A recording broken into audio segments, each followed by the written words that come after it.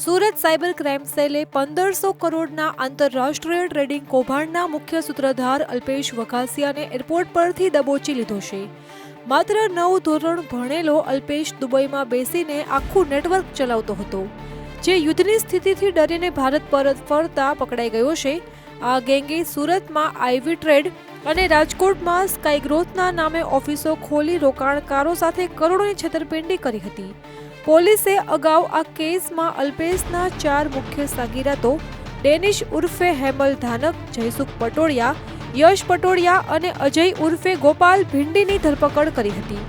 આ સાગીરતોની પૂછપરછમાં જ ખુલાસો થયો હતો કે લોકોના નાણાં આંગણિયા મારફતે દુબઈ મોકલવામાં આવતા હતા અને અત્યાર સુધીમાં 35 ઇન્વેસ્ટરોએ અંદાજે 4 કરોડ 26 લાખ રૂપિયા ગુમાવ્યા હોવાનું સામે આવ્યું છે.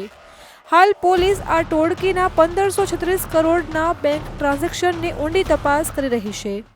અમારી તમામ માહિતીથી અપડેટેડ રહેવા માટે જોડાયેલા રહો ત્રિશુલ ન્યૂઝ સાથે.